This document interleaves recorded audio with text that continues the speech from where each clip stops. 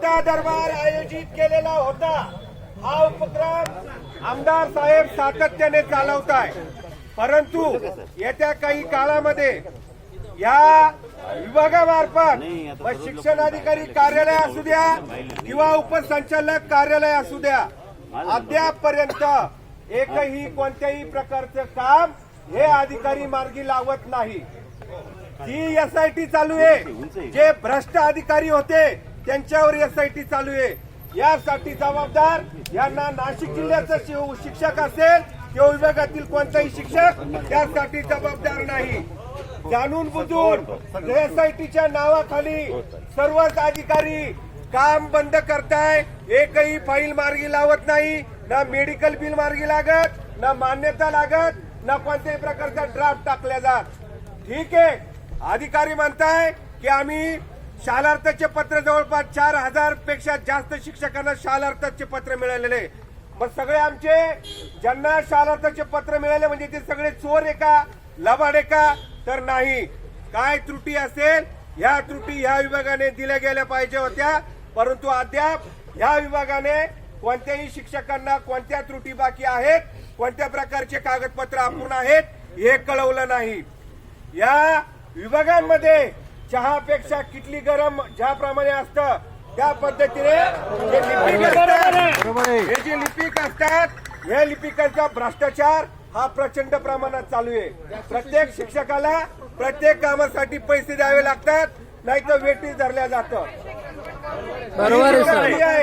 ही प्रक्रिया कुठेतरी थांबली पाहिजे। प्रत्येक शिक्षकाचा प्रश्न या विभागातील शिक्षकाचा मार्गी लागला पाहिजे, यासाठी आमदार महोदय हे कधी कटिबद्ध आहेत।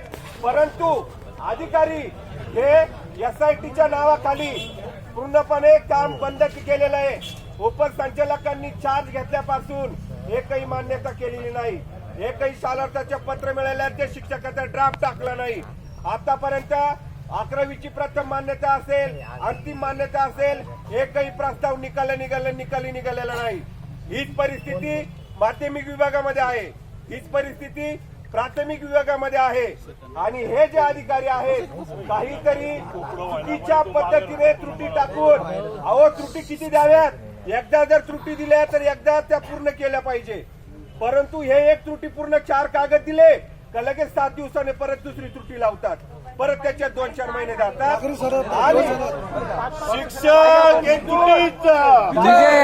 शिक्षक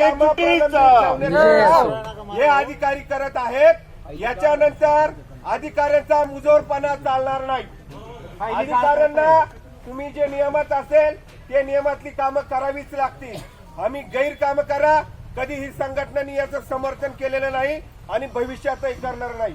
परंतु माझा सगळा शिक्षक जर तुम्ही चोर म्हणून पकडत असाल, लबाड म्हणून पकडत असाल, सगळं डुप्लिकेट कागदपत्र म्हणून पकडत असाल, तर आपण एक खपवून घेतल्या जाणार नाही।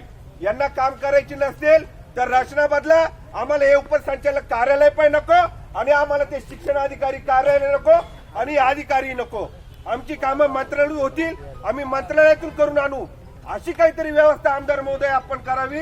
नाहीतर या ठिकाणी आज एकही शिक्षक त्यांच्या कामाचं काय झालं याचं उत्तर मिळत नाही, तोपर्यंत आज एकही शिक्षक नाही।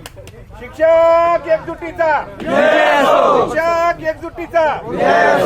या ठिकाणी 2 मिनिट, या ठिकाणी उपसंचालक कार्यालयामध्ये यांनी व्यवस्था गतिमान करणं गरजेचं होतं, तर त्यांनी उलट ती व्यवस्था त्यांनी ऐका 1-2 मिनिटं, ती व्यवस्था त्यांनी ई ऑफिस आणून अजून चुकीची आणि अजून अडचणीची केली। जी फाईल 2 टेबल कडनं जात होती ती फाईल 4 टेबलला दिली। ऐका, यांच्या ऑफिसमध्ये अशी काही माणसं आहेत, यांच्या ऑफिसमध्ये अशी काही क्लर्क आहे, असे टेबल आहे की त्या टेबलमध्ये त्या लोकांनाच ई ऑफिसची आयडिया नाही पूर्ण, ती ई ऑफिसची माहिती नसल्यामुळे ती प्रणाली